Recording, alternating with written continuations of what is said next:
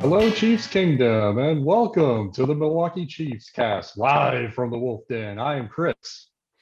And I'm Josh, and tonight we are going to be talking free agency and things of that nature. So, a big reminder that all Southeast Wisconsin residents are invited to join us for game day and visit us at mkechiefsfans.com for more about the group. And please make sure to like, share, and subscribe to our channel. And the free agents we'll be focusing on first will be about your Kansas City Chiefs. And with us, as always, we have Bryan Reynolds. Hello. He is our Andy Richter-esque producer / sound engineer, and we are emphasis on the esque. Esque, there you go. Esque, yeah. He's got more blonde hair than you. We are, of course, presented by Complete Weddings and Events, your leading provider, photo, video, DJ, photo booth, lighting, and coordination services. Visit them at CompleteWeDo.com. All right, so esque.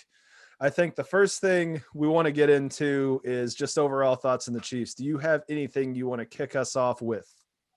Oh, excuse me. Gotta clear the pipes there. Excuse me. That's not good for audio there. I'm sorry.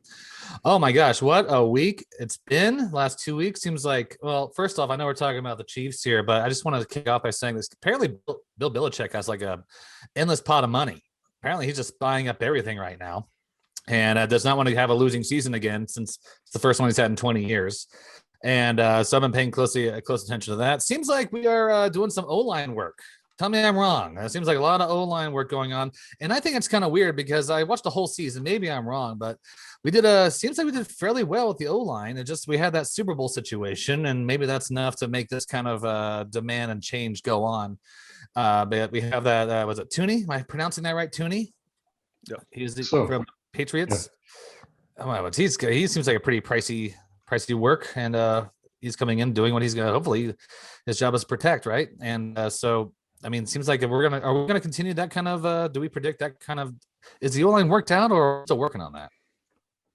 See, I think they're going to keep throwing stuff at it. I like how you brought up the endless pot of money that Bill Belichick has. I feel like Brett Veach has figured out how to come up with an endless pot of money because this has been an insane situation. We were something like 20.5 million over the cap. And then next thing you know, 2 cuts, 3 restructures. So, cheers to Mahomes, Kelsey, and Jones. And but yeah, we were in the bidding for $120 million lineman as well.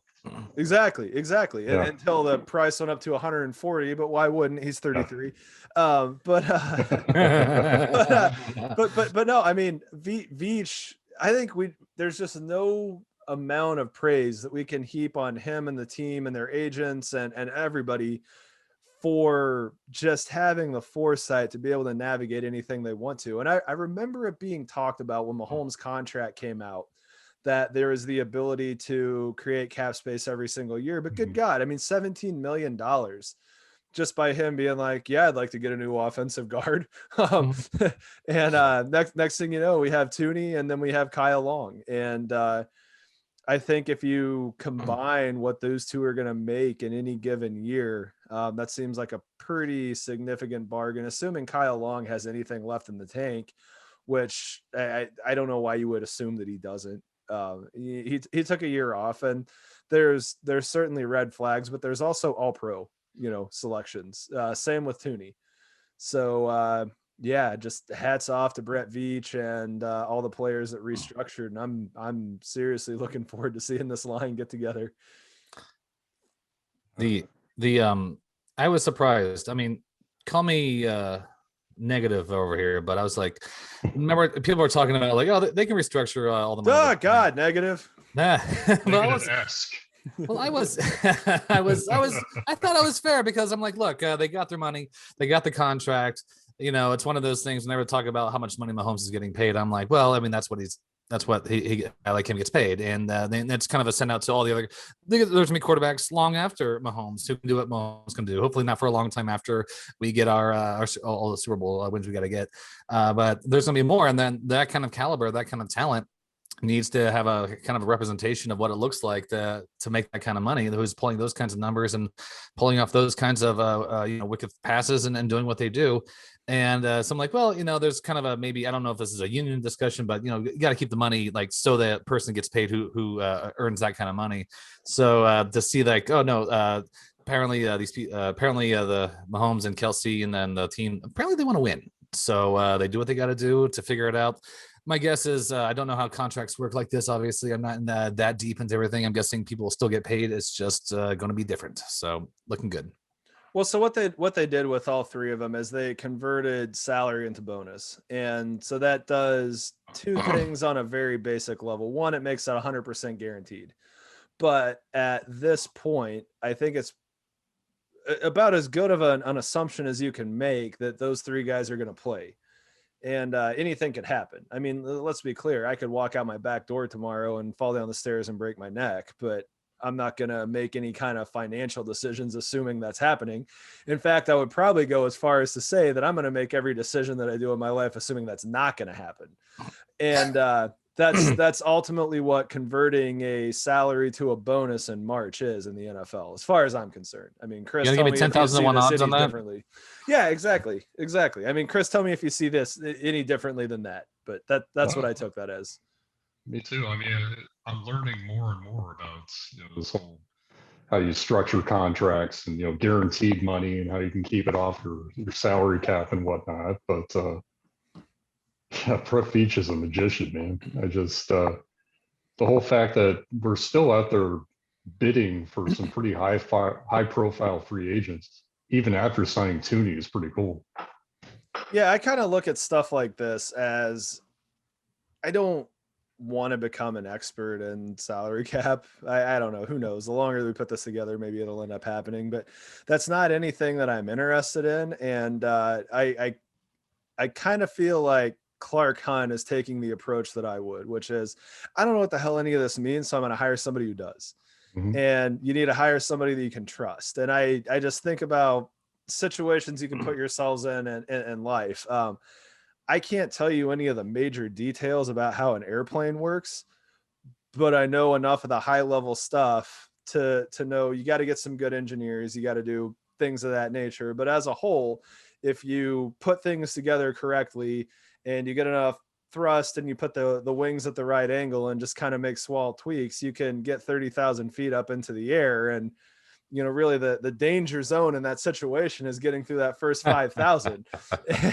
You're reminding me of the underwear gnomes. Like step 1, get underwear. Step 2, ? Step 3, profit. Yeah, exactly. Step 1, wings. Step 2, ? Step 3, in the air. Step 1, put the plane together. Step 2.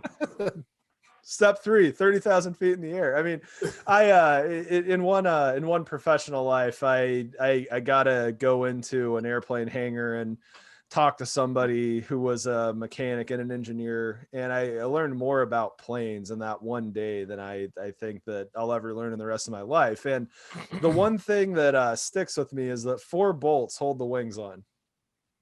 I guess. Sorry, I apologize. 4 bolts hold the engine on the wing. If that makes you feel any better. Oh, that makes me feel amazing. Well, the one thing you taught me about planes is that when you're right before you take off, you got to hit play on Kenny Loggins' Danger Zone. Correct. And as the engine goes, you hit play, and then right as you wheels lift off, you hit the chorus to Highway to the Danger Zone. Exactly. So it's changed my way. It's changed the way I travel in the air. Exactly. So have your music going and then have Danger Zone queued up as your next song. And as soon as they drop the hammer on the engine, I'll tell you that 737, 700 or 800 series is where this works best. The timing works great. In other completely unrelated news, I've flown on more Southwest flights than probably anything else. But as soon as they drop the hammer, if you hit play, the wheels will come off the ground, like Bryan says, as soon as the first chorus heads up. And when you have that outro, you do feel like you are in Top Gun. That's great. You do feel like you are in Top Gun. Flying life pro. I close my eyes and I can see the credits for Top Gun rolling. It's just like, yeah, that's right. Tom Cruise is in this, and Anthony Edwards. It's great. Yeah. So make sure Chris, make sure you do that next time you fly. Yeah, I'll have to switch off from leaving on a jet plane, and I'll try Danger Zone. Yeah. Okay. So if you already have a ritual, then that's crazy. No, I've never talked anybody out of a ritual, but I actually have a ritual. I actually have a 4-song playlist that I run. I run that followed by Drunk on a Plane, because that's generally what I try to do. And then I have On Top of the World followed by Come Fly With Me, and then I roll into the rest of my playlist. And I generally kind of doze off when the plane's taken off. And I can sleep like wood on a plane usually. I can usually get a solid hour and a half long nap and I'm good to go. And I cannot sleep. I can't sleep on anything that's moving. I can't do it. I can't either. It's I'm awake and we're experiencing this whole thing. Sure. Yeah, it's bad.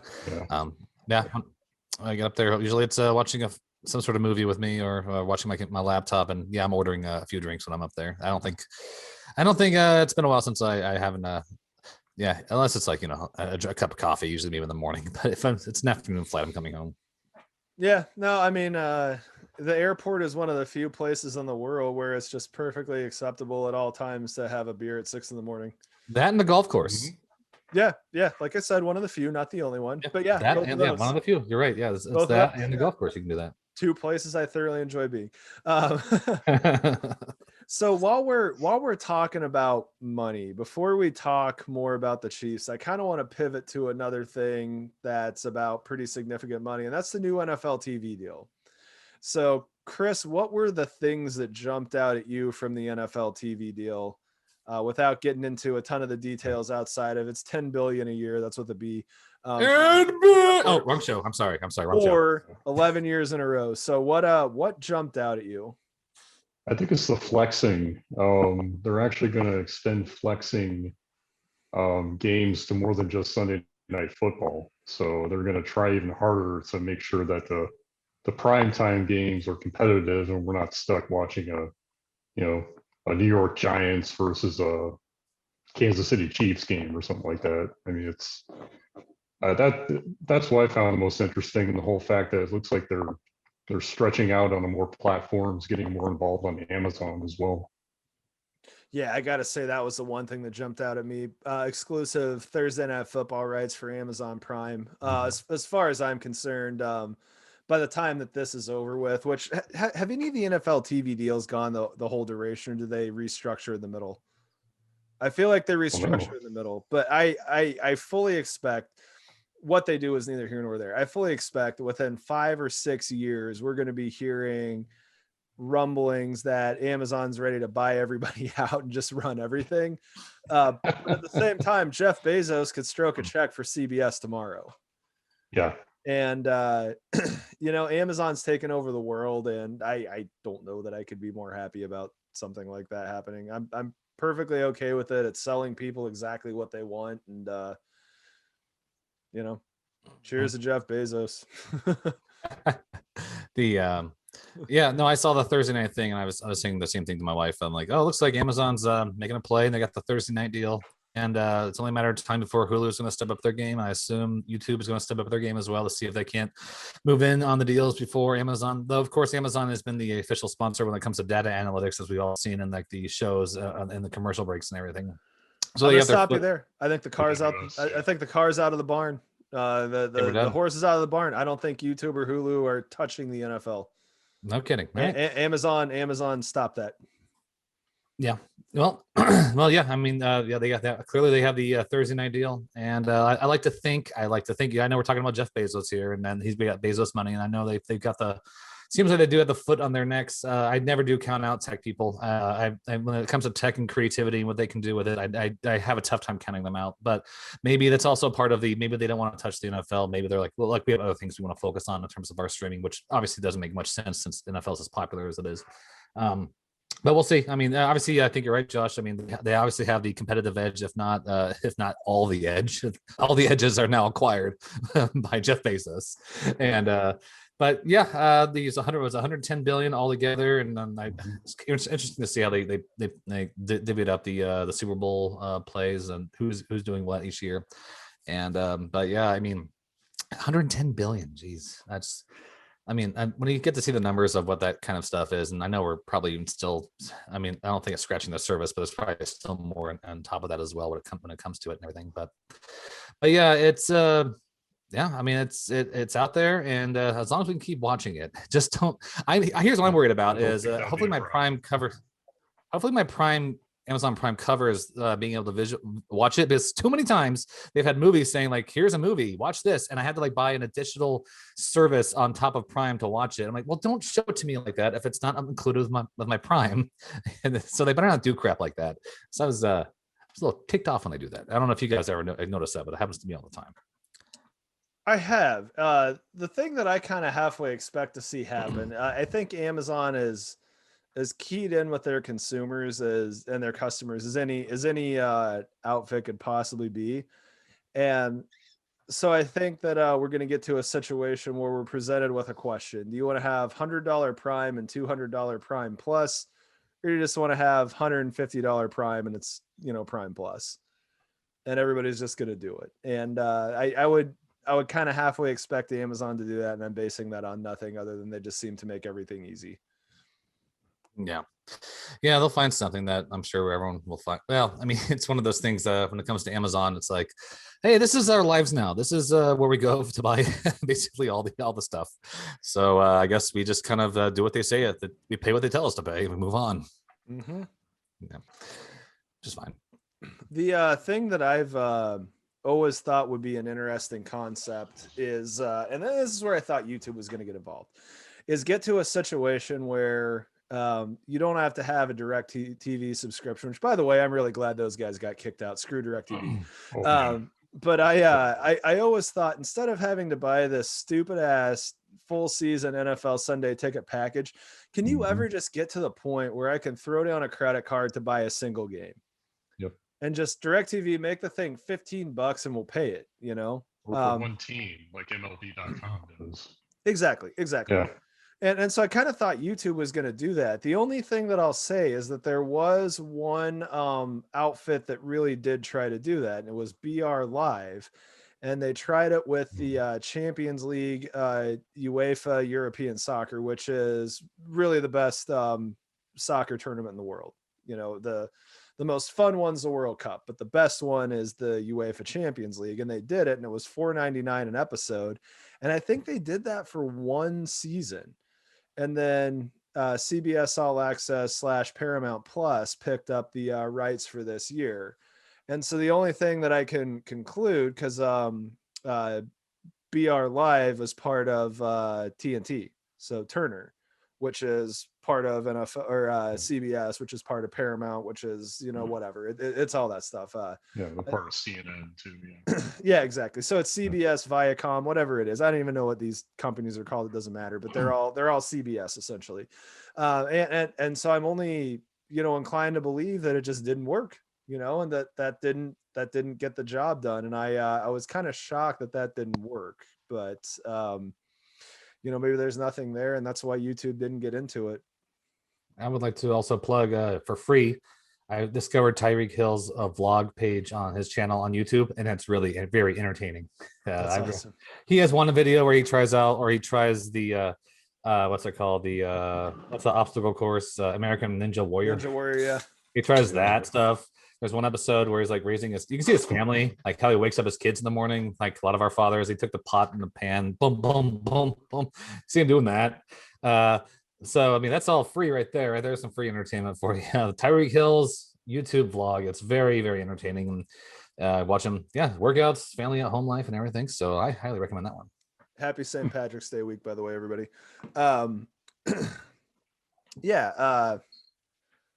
Hey, good stuff. I didn't know you were doing the same thing. Oh, yeah.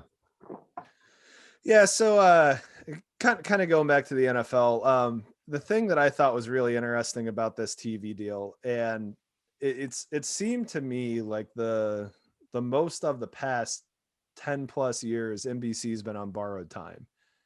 And you kind of wait for them to lose Sunday Night Football. And I mean, I would tell you right now, my initial reaction is that's what Amazon's going to take next.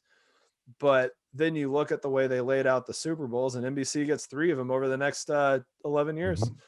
So I guess it's kind of crazy to assume they are going anywhere. Is that the network that the movie Ricky Bobby made fun of whenever their cars were crashing? Yes. There's a lot of stuff going on here. Well, we're going to go to a different show now. That completes NBC's coverage of this event. Yeah, exactly. Brian, do you remember watching that movie in the theater? I do not. No. Okay, so Bryan and I watched that movie in the theater, and Okay. this happened within a couple of months. I do remember that. Yeah. Okay. I remember that now. So the way that they did it, they're just like, wow, that was a really crazy crash and a crazy finish. We got a lot to unpack now. Well, we're going to switch our coverage to tap dancing to the music of Motown. and I just lost it. And Bryan just goes, that joke was for two people in this theater and you're one of them. Congratulations. Yes. Okay. Yeah, I remember that. I remember saying that because you told me that like a week before NBC dropped the ball on some coverage. And you're like, NBC always does this. And then a week later we see Ricky Bobby. You're like, yeah. I'm like, oh yeah, that's a joke for you and someone else in here. So the situation for that, so I've never met a sport that I don't watch, and NASCAR was one of my favorite things at that point. And my favorite driver, Jimmy Johnson, 48 Lowe's car, had just won his first Indianapolis 400 Brickyard race. And part of the traditions, the Indy 500 is Indy open wheels, like premier race. It's always on Memorial Day weekend. It's always on that Sunday. And the traditional thing that you do is you drink milk in the winner's circle and you take your entire crew out and you kiss the yard of bricks. That's the finish line. And so Tony Stewart, who's an Indiana born NASCAR racer and also dirt track racer and other stuff, started doing the thing with kissing the bricks. And so all of the NASCAR people started doing that. So Jimmy Johnson wins the first thing. And so his entire crew goes out, they turn their hats backwards. They all get down on their hands and knees to kneel down and kiss the bricks. And NBC cut the feed right as they were kneeling down. I was just like, good God, you got to be killing me. I'm like, I don't, and there wasn't a YouTube to just be like, oh, I'm going to have to go to YouTube and watch that. It was just, I'm going to have to watch ESPN for an hour and a half to make sure that I catch the 30-second clip where they show what you clowns couldn't keep a camera on for 10 seconds, you know? And then we go and see Talladega Nights and they do tap dancing to the music of Motown. I'm just like, yeah, that's about the caliber of what they went to. And then I want to say, forgot about that. And then I want to say shortly after we watched that, they like scrapped the Kentucky Derby coverage fairly early to go to something like ice skating or something like that. And, you know, I have no hate against ice skating. I want to be clear about that. It was just funny though. But yeah, NBC I always just thought had horrible coverage, but you know, at this point, they cover the Premier League soccer and they do a hell of a job. I have to say that Peacock Premium is the worst streaming service out there, mainly because you can't get it on a Fire Stick or a Roku. Mainly because NBC can't cut good deals with anybody. Yeah. Just stupid. Mark at, I don't know where we're at here. I like that. I like that. I didn't expect to get on here and get wound up about TV coverage, but here we are. It's the off season, baby. It's the off season. I will never watch that network the same again. Thanks, John. Yeah, you bet. Local man ruins everything. So TV deal, I think we're all kind of on the same page of that. So let's talk a little bit more about Chiefs moves. So the three that I think we should get into a little bit more are Tooney Long and Damien Williams. So let's start with Damien Williams. Chris, what were your thoughts on that? You know, it's kind of the same thing with Fisher and Schwartz. You know, the NFL is a cutthroat business at times. I mean, you know, the running back position is one of the most expendable in the sport, and this kind of shows it again. I mean, it seems like they're really comfortable with their running back room right now. I mean, it seems to like a lot what they have in Darrell Williams. You know, obviously they're invested in Clyde Edwards-Helaire. And then what's really curious is Darwin Thompson is still on this team. Possibly because he plays special teams and Damien Williams doesn't, for all I know. But, you know, that also has a lot to do if you're going to be a backup and you can play special teams, Anthony Sherman.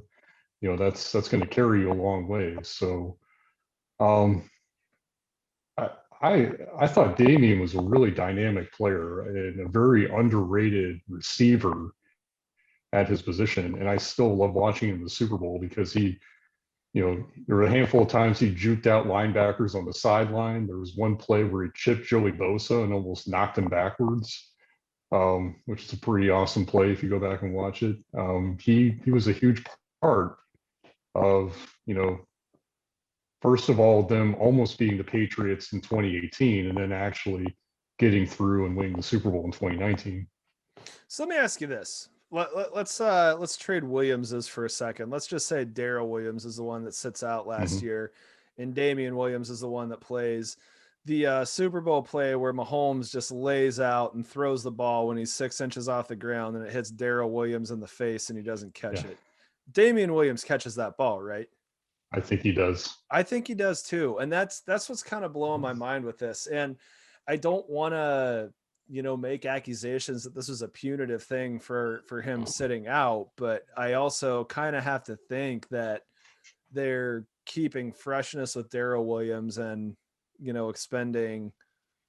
taking a season off with Damien Williams, which is unfortunate. I read a really funny thing on ESPN earlier today. They were talking about free agent signings and how Kenyon Drake went to the Raiders and how every agent in the world is just doing the whole woe is, all of us collectively because nobody's paying running backs. And then the Raiders go out and give Kenyon Drake $11 million for 2 years with Josh Jacobs on the roster. It's like, okay. You're doing some great work there, Gruden. Keep it up, man. He needs a running back that can get more than 3 yards a pop. So I come on, Damien Drake. I guess. Yeah, that's clearly the answer. Yeah. So yeah, interesting. But no, I'm gonna miss Damien Williams. I hope he catches on somewhere, and I hope it's not the Chargers, Broncos, or Raiders. Me too. Yeah, he was a very. I mean, he got his opportunity when Hunt got kicked off the team, and man, he took advantage of it. Yep. So let's talk about our guards, our new guards. Pick whichever one you want to talk about first. I'll start with Tooney because I think they had their eye on Tooney all along because from what I heard is that they were already signed Tooney and they were trying very hard to get Trent Williams. So this was a guy I think that Brett Veach was targeting all along, and he's a versatile guy. Seems to be the type of offensive lineman that Andy Reid covets. Has he made All Pro at left guard? He has. Second team. Yes. I think he made second team a couple times. Yeah. Yeah, but still, the one thing that we talked about, I think, a lot last season was how the interior line just wasn't very physical. Mm-hmm. And they seemed to have gotten better when Kelechi Osemele came on the team. He was kind of this nasty physical guy that seemed to, help out along the inside. And then, of course, when he went down, then the interior of the line seemed to not be as effective, especially in short yard situations. Not that they're not getting Joe Tooney for short yard situations. They're getting Joe Tooney because he's one of the best interior linemen in the NFL. Yeah. And I think I didn't see them going after guards this offseason. I thought they'd be dead set on tackles. But, what really, I listen to Eric Eager every week, and he has a very interesting philosophy. And of course, he actually mentioned that he would not have signed Trent Williams to that deal at that age. And really, he doesn't think any offensive lineman is worth that much money because, it's really a weakest link thing as far as your offensive line goes. And, if Joe Tooney is the best offensive lineman out there and he happens to play guard, so be it. But they pretty much seem to now have solidified their O-line for the most part, other than left tackle. But it's a very long-winded way to say I think that Joe Tooney was a good signing, and I think essentially it's a 3-year deal where they can get out from under it in year 4. So it's another Brett Veach, contract magician job here, but. Yeah, I liked it. And then Kyle Long, I think, is a low risk all the way. 1 year for $5 million, why not? If he ends up playing backup centers, who cares? No, I once I heard that he was visiting the Chiefs, I was like, I would love to have that guy on the team. So, yeah, I was a little worried that he was going to end up at the Raiders because he's Yeah. Howie Long's kid, but Yeah. one team did sign Kenyon Drake for 11 million and one didn't. Well, And, did you hear that Kyle he had Long a went to the comment? irrational one. Well, he made a comment about the I guess the difference in organization between the Raiders and the Chiefs, and he threw the Raiders under the bus pretty good as far as I guess the organizational structure went. But he was much more impressed by Kansas City. I love how controversial that was. That didn't even cross any kind of anything. Yeah. It's like ESPN's just like, we're not running that. What are you talking about? Everybody knows the Raiders are a train wreck. Yes. What Yes, are we they talking are. about here? It's not news. It's like, oh, what are you going to come to me with next? The sky is blue. It's like, okay, let's run those back to back. The sky is blue and the Raiders are a train wreck. That's not news. Yeah. Al Davis loves jump shoots. Yeah. But by the way, just to out us here, Oh. when we're talking about non-news, North Texas is getting ready to take care of Purdue in overtime. They're up by 8. Yeah. Okay. Oh, March Madness. Make Talking that March 9. Madness? Yeah. Well, and then Ohio right. State getting tossed out. Big Ten, Mhm. guess not. I watched Michigan. I watched Michigan State last night. I watched the stuff go down with Izzo, and I watched Wichita State play, and that was something about the whole Izzo thing. I was watching that. They played until like 11:30 my time, and I was like, and Michigan's like on the East Coast, so like Eastern Standard. So I'm like, it's 12:30 there. This is bullcrap. I feel bad for them, but that's interesting. All right, well, here's hoping. There's hoping for. Well, the thing that's crazy is Indianapolis is in Eastern time too. It's like, what are you doing scheduling games that late? This is ridiculous, but I'm awake anyway. I don't care. But yeah, what else do we have on the list here? North Texas. When does KU play? I don't know. They play at 12:15 tomorrow. All right. And we're playing Eastern, was it Washington or Washington. something? Yeah, Eastern Washington. Okay, cool. They can shoot. They can shoot. Kansas needs to defend.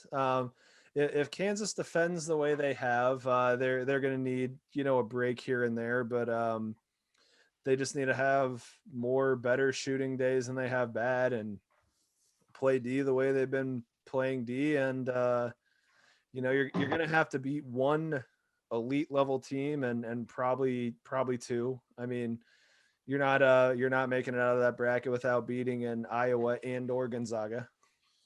Right. Sorry, Gonzaga. Is that the right way? I remember Dick Vitale telling me to say that right. It's on Gonzaga. TV. He to my face. All right. Gonzaga. Yeah. Now I've known a number of people from the state of Washington and Spokane, and I've been correct a couple times. There was also, I think one of the governors, I don't know if that's the governor from Indiana or Ohio, but they did posted their bracket on Twitter, and they had Kansas in the Final Four. I was like, oh, I wish I shared that optimism. I really do. I mean, I'll put I don't know about you guys. I always have my heart and my mind bracket. Like my heart is always KU winning, and my brain like, okay, this one's where I can be competitive among other people I play along with. So I filled out 3. And I normally do. So I have a Gonzaga winning, I have an Illinois winning, and I have a Kansas winning. The Kansas winning one, let's just play a little. Pull up your brackets. Let's. Don't have it. No. Okay. So I did 5. You filled yours out and faxed it to somebody, Brian. Is that what I mean? Yes, that's what I did. Fax. Fax. I don't have access to a fax machine. Okay, so for my Kansas one, this was I'm just gonna go flipping nuts and be stupid on this. So I have a Final Four of Kansas, Texas, Baylor, and Oklahoma State, and that should tell you everything you need to know about that bracket. Say that again. That'd be awesome. I have a Kansas, Texas, Baylor, and Oklahoma State Final Four. Okay. That should tell you everything you need to know about. Well, Big 12 is dominant this year in the Final Four. Yes. A rational human being filled that out. But at the same time, the rational thought process right now, quote unquote, is saying that the Big Ten is the best conference, and Michigan State couldn't figure out how to get past the worst conference, Pac-12, and you already have Ohio State getting bounced by a 15 seed. Mhm. And there's not really much else to say about that conference at this point, which it's funny. Chris and I live in Wisconsin, but I mean, I'll speak for both of us right now and just say we don't care about the Big Ten. In fact, Oh. I'd probably go as far as to say we don't like it. I'm ambivalent, but But them then, the SEC, I'm just kind of like, yeah. exactly. Yeah. Yeah, it's cute. You guys have nothing else to do. But then you have Wisconsin knocking off North Carolina, which is awesome. They housed them. Yeah, they beat Yeah. him down. So that's the other Yeah. ones we got going on. Rutgers is up by 1 over Clemson. Syracuse, San Diego State isn't even really a game yet, but yeah, it looks like North Texas is up by 8 with under 6 seconds to go. So I'd say Purdue is going home, another Big Ten school. And how about Duke and Kentucky? How they do so far? They did not make it. I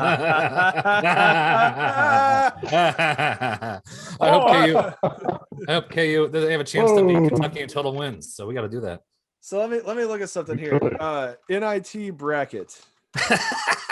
Yeah, screenshot Kentucky in there. I don't think you're going to see either one of them there either.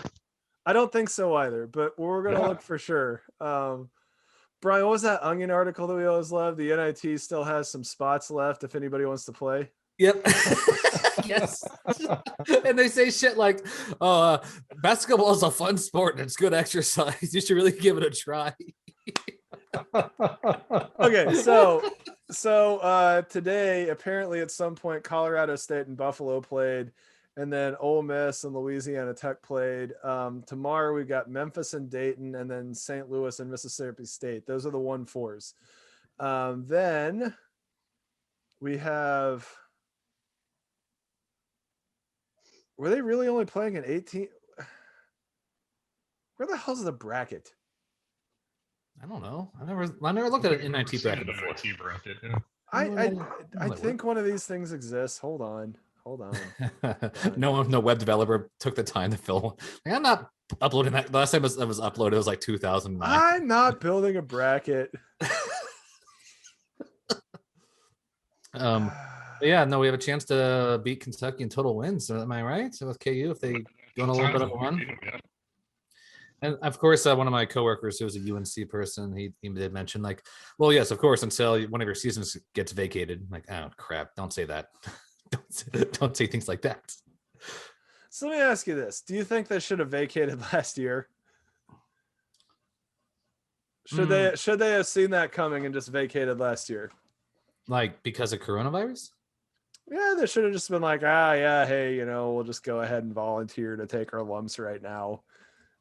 We know you don't have anything, but to me, vacating is just such an empty punishment. I mean, give me a break. It is an empty punishment. Just do it. Like, okay. You're saying the right. Louisville Cardinals didn't win back in 2014. You're trying to say that the Sure. Fab Five didn't make 2 Final Fours. I mean, Correct. come on. Correct. Yeah. Especially when all these other schools are doing the same thing as the schools getting caught. Kim Jong-il never ran on North Korea. But no, so Davidson, NC State, Boise State, SMU, St. Mary's, Western Kentucky, Richmond, and Toledo are the rest of the field. So no Duke, no Kentucky, no playoffs. Wah, wah. Not feel sorry. So let's look up this year. It reminded me of a joke. This one comedy group I was in, they had this great line about this politician from Dodge City, and they're talking about, you don't have anything on us, but vacate this season. Like he was a politician of Dodge City, and he goes he's running an attack ad. No, he's running an ad for himself. He goes, like, do I apologize for Dodge City? Maybe I do. Maybe I do. And then the final line is, though what happened in Dodge City was. He goes, though what happened to Dodge City wasn't his fault, it will never happen again. So speaking of brackets and whatnot, I'm looking at the D2 men's basketball bracket. Okay. And Chris, you're aware of what like My your alma schools do, mater right? up there again. Yeah, Northwest Missouri State's getting ready to play West Liberty, so they're in the Elite Eight, if you will. Yeah, it's amazing what a powerhouse their basketball teams become. But yeah, Yeah, it's been kind of crazy. yeah, the head coach of the team is the same age as me. We were going to school at the same time Wow. in McCollum. But yeah, Yeah. Wow. So yeah. No love for Fort Hays. Has Northwest Missouri won a basketball title? oh yeah, they won a couple. Okay. Yeah, Fort Hays did beat K-State this year, so that's okay. That deserves a trophy. Yeah, Fort Hays has also won Actually, 3 yeah. basketball titles, but Yeah, and they beat K-State also this year. yeah. You know who else beat K-State? Pretty much everybody who played them. Oh, they had a top 5 win though. Who did they beat? It was Oklahoma, or I think it was Oklahoma. Yeah, that was a Wildcat win in Norman. Yeah, yes. something to that effect. But Now they have three kids entering the transfer portal already. So is that right? yes, Good old Bruce Weber. Talking shit. Bruce Weber. Bruce. Good Well, stuff. my heart chart. I didn't realize how much he looked like Jeff Daniels, but he doesn't sound like him, but he looks like Jeff Daniels. So every time I see him coaching, I'm like, oh, that's that guy from Dumb and Dumber. Oh, that's great. So I'm just gonna go ahead and look at bracket challenge groups that I have and see if there's anybody who's picked yet. There was a North Carolina win and a Purdue win.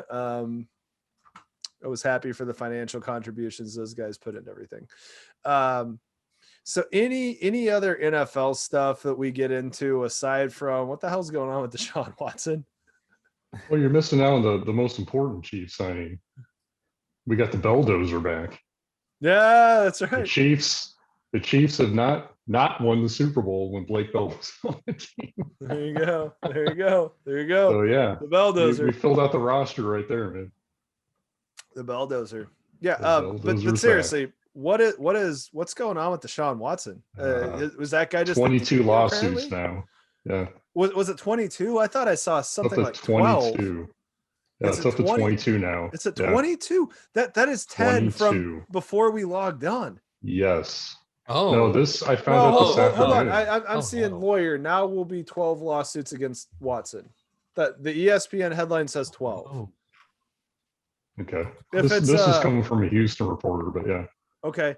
So, Bryan, to fill you in, apparently Deshaun Watson liked to get massages, and apparently he wasn't the most professional in these situations. Oh no. Oh God. Yeah. Yeah, this is 12. I see 12 issues. Well, okay, here. so here's what I mean. Allegations. Here's the first thing. Houston lawyer said total case is 12, and he's also spoken to more than 10 additional women. Yeah. So by my math, that's 22 plus. All right, quote from his lawyer: "I'm extremely proud to represent Deshaun Watson and wholly stand behind him against what we believe are meritless allegations."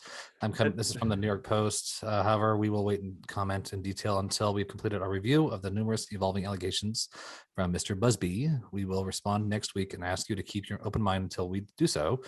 But yeah, wow, okay. Yeah, I don't know. I don't know what to say. Obviously, when it comes to like legal proceedings, when it comes to this kind of stuff, obviously allegations are shocking. And when it comes to that sort of thing, I try to be as fair as I can when it comes to, but when you have like a bunch of people coming all at once, it's like, there's a lot. So I certainly don't believe in the guilty until proven innocent. That's not correct. That's not the way this is supposed to go. The thing that's most alarming to me is 1, how many, 2, how fast, and 3, how much money they're not asking for. Like, for the most part, most of the accusers are coming up and they're not asking for money.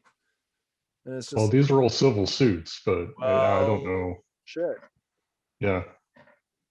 It's like that's just simply like awareness. So, they're going to get paid the damages. That's what they're going for. But yeah, but still, like when you're coming out and saying that we're not, trying to sue his brains out, and we're just trying to, make it aware of what our situation is. Whether you get paid or not is irrelevant when that's the rhetoric that comes up.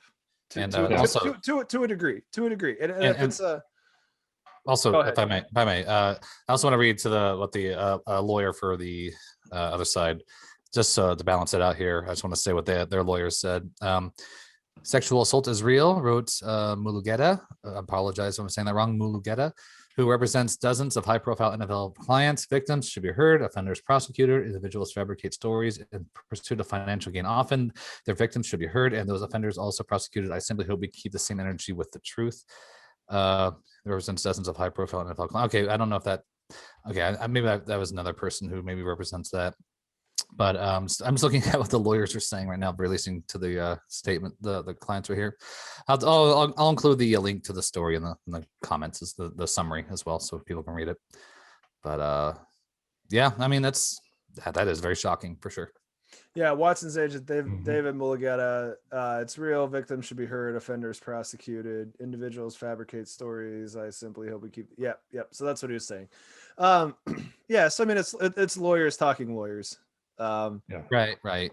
But that's yeah. We don't want to obviously when that's the kind of the.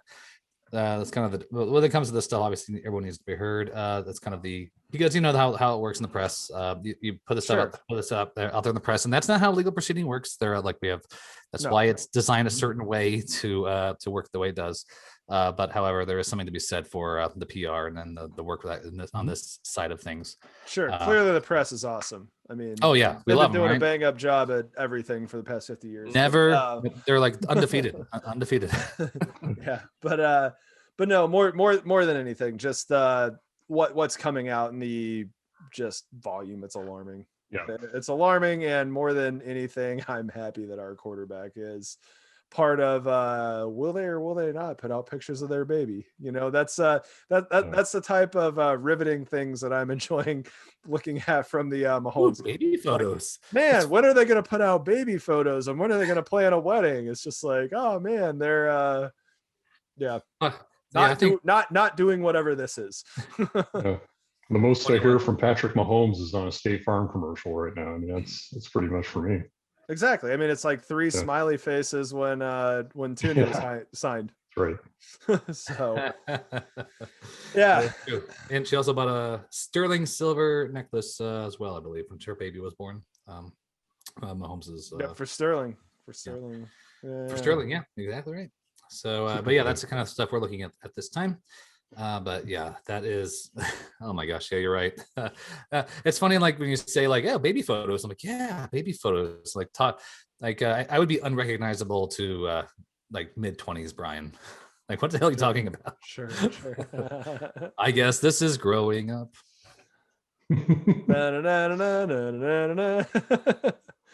Well, all right. So is your if this week was a song? Blink-182, damn it. If that's for me. I'm gonna go with that. I guess this is growing up. Damn it. All this gray thing on the weight. Damn it. I guess it's cool though. Kids are cool and families are cool, I guess. There you go. Chris, what's your week as a song?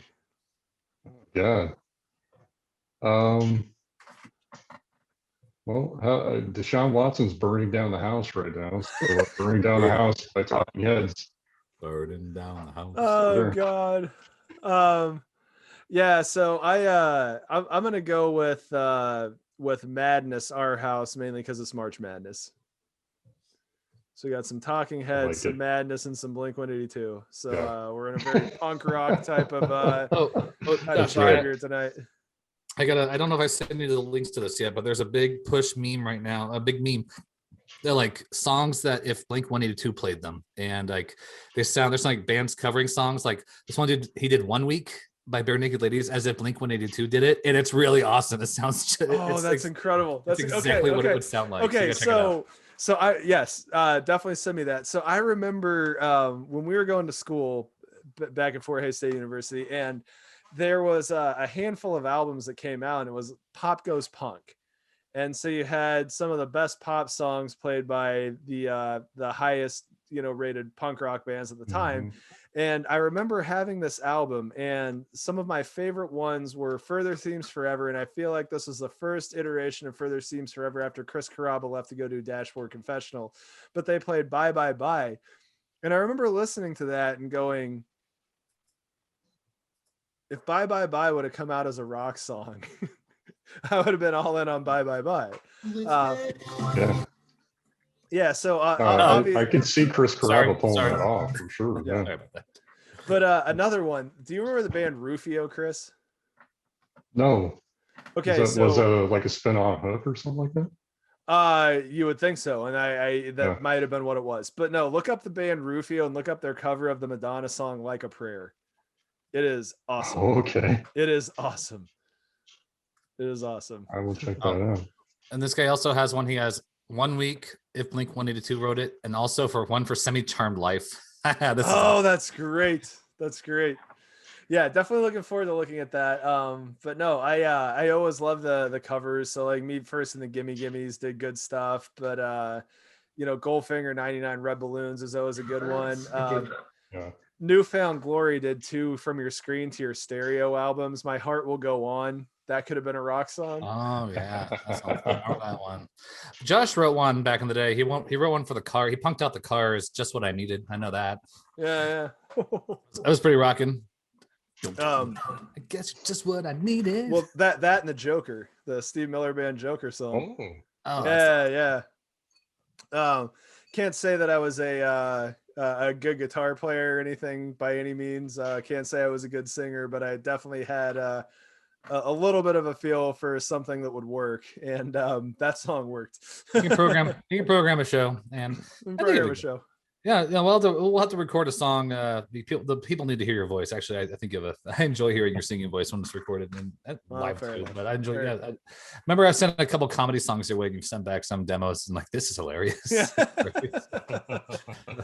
Yeah, make sure you check out the new track from Rod Rocket and the Action Boys. That's a good throwback group of this type here as well. But let's get into our parting shots. Chris, Bryan, you're gonna go last. Okay. Chris, do you have anything good, or you want me to go first?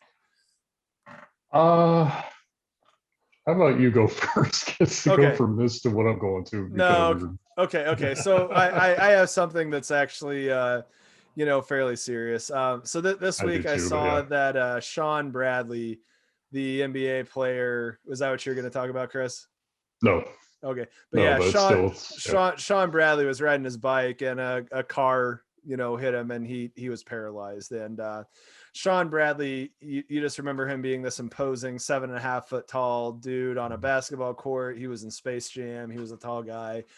But the thing that always struck me about Sean Bradley is, not a Mormon by any means. I'm not, but I've always admired people who take their like duty and their mission, and they take time off in the middle of their life when they could be doing other things. And it's just like a sacrifice that I think most people aren't willing to make. And I would probably put myself in that category. So I always admired Sean Bradley, that he was in the middle of playing college basketball, trying to go to the NBA. And he literally just took 1.5 years off to go on his mission because he felt that was the right thing to do. So I've been thinking about Sean Bradley this week. Okay. Yeah, for me, I've been thinking about so Marvelous Marvin Hagler passed away Saturday, and I think if it weren't for Mike Tyson and Sugar Ray Leonard, he probably would have been a much more, I think, famous fighter back in the 80s. He was definitely probably the best middleweight of his time. And I like going back and watching old boxing matches every now and then. And if you haven't seen his fight against Thomas Hearns, it is 10 minutes of your life that you will not regret. I mean, that's just like 2.5 rounds of pure bliss as far as him and Hearns going back and forth. But he was just, to kind of put over just how dominant he was. I mean, he hadn't lost a fight from 1976 all the way until his last fight against Sugar Ray Leonard in 1987, which is a highly disputed decision. I mean, you talk to one half of the reporters that were there, they'll tell you Leonard won. Or the other half will tell you Hagler won. So, I mean, he kind of went out really without, in my opinion, actually losing. And I just, I think he's a very, very underrated in the field of boxing. And It's a sad loss. He lost his life at the age of 66. Mm-hmm.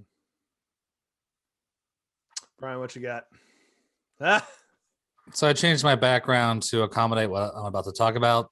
Both y'all had a very serious and very important and sentimental topics to talk about. Obviously, very difficult challenges and everything. But I do want to talk about something that's much more light news, lighthearted situation here. So I'm in Hays, Kansas, where I'm from, born and raised, as is Josh. And move to your left real quick. I want to see what's behind you. Victory Tiger. There you go. Yeah. So beat at Northwest Missouri State. So this week I went to karaoke night this week, and so Josh and I, you don't know this about Josh, but he is a DJ. I mean, you do know this because he talks about at the top of the show, DJ, and he is a karaoke master, some would say. And his karaoke is in some ways my channel is taken quite a bit seriously, and maybe even more seriously than Nashville, dare I say it. Now the karaoke here it was packed to the walls at Golden Q. And so we're talking about 300 people in there, and I did get a chance to sing, which, by the way, they do a great job with karaoke, and I got to sing my song. The song I wanted was "Thank God I'm a Country Boy." Now, the reason why I'm bringing this up is because how frustrating it was after that. So we get in line, my wife and I get in line to get a drink, and they start playing the song called "War Pigs." Now, for those of you who don't know, "War Pigs" is like 9 minutes long, and it's played all the time. Black Sabbath. Black Sabbath, and it's 9 minutes long. And I remember looking at my wife, I'm like, oh my God, it's War Pigs. This is gonna be 9 minutes, whatever. We're getting a drink. And so 9 minutes passes. And then I realized we haven't moved in the line yet. I'm still standing in the same spot, waiting for my drink in the line to get at the bar. And like, oh, great. So 9 minutes passes, and then the next few songs come up, and then before you know it, we have been waiting in line for 33 minutes before I ever had a drink in my hand. So 33 minutes in a line.